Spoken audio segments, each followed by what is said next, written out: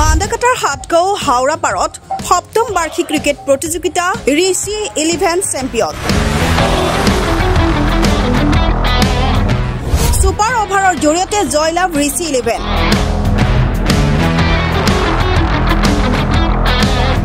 চূড়ান্ত খেল উদ্বোধন কৰে বিশিষ্ট সমাজকৰ্মী বসন্ত কাকতিয়ে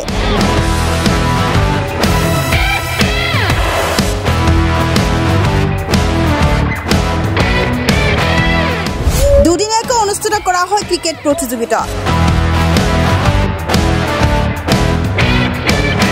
মান্দাকাটা গাঁও পঞ্চায়তৰ অন্তৰ্গত হাটগাঁও উত্তৰ লেঙা হাওৰাপাৰ যুৱ সংঘৰ উদ্যোগত হাটগাঁও উত্তৰ লেঙা হাওৰাপাৰ খেলপথাৰত সপ্তম বাৰ্ষিক ক্ৰিকেট প্ৰতিযোগিতা অনুষ্ঠিত কৰা হৈছে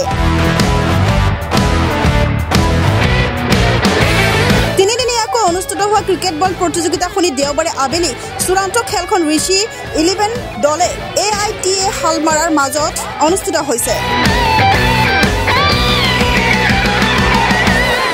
বিশিষ্ট সমাজকৰ্মী বসন্ত কাকতিয়ে উদ্বোধনী কৰে চূড়ান্ত খেলখন প্ৰায় 32টা দলে অংশগ্ৰহণ কৰা প্ৰতিযোগিতাখনত ঋষি 11 দলে AITA হালমাৰাক সুপাৰ অভাৰৰ জৰিয়তে পৰাস্ত কৰিছে বিজয়ী দল ঋষি 11 নগদ 2000 টকাৰ লগতে ট্ৰফি আৰু বিজেতা দল AITA হালমাৰাক নগদ 10000 টকাৰ লগতে ট্ৰফি প্ৰদান কৰা হৈছে আজি প্ৰাইজ মানি হাটগাঁও উত্তৰ লেঙা হাওৰাপাৰ যুৱকসকলৰ উদ্যোগত prize money tennis ball cricket প্ৰতিযোগিতাৰ চূড়ান্ত খেলত উপস্থিত থকা সকলো কাৰ্যকৰ্তালৈ মই আন্তৰিক শুভেচ্ছা জনাইছোঁ লগতে আজিৰ এই খেলত যিসকল খেলুৱৈ দল অংশগ্ৰহণ কৰিছে সকলোলৈকে মই শুভেচ্ছা জনাইছোঁ আৰু আজিৰ এই চূড়ান্ত খেলত উপনীত হোৱা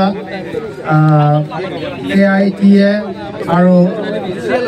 ঋষি 11 দুটা দলৰ নেতৃত্ব আৰু খেলুৱৈসকললৈ মই শুভেচ্ছা জনাইছোঁ আচলতে আমাৰ ইয়াত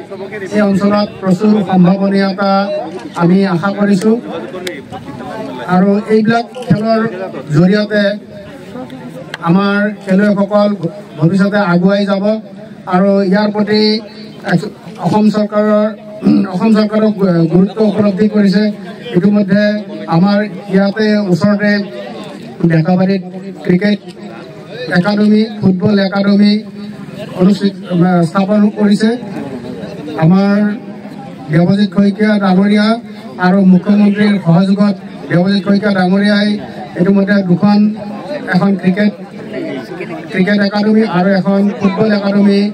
সম্পূৰ্ণ কৰিছে দুই দিনতে উদ্বোধন কৰিব আৰু আশা ৰাখিছোঁ এই অনুষ্ঠানৰ জৰিয়তে এই সৰু সৰু অনুষ্ঠানৰ জৰিয়তে আমাৰ খেলুৱৈসকলক চিনাক্ত কৰিব আৰু আমাৰ এই সম্ভাৱনীয়তাক ৰাষ্ট্ৰীয় পৰ্যায়ৰ বা তাতকৈ ওপৰৰ খেলুৱৈ নিৰ্বাচন কৰাত সাকাৰ ৰূপ দিব news desk report Mandakata live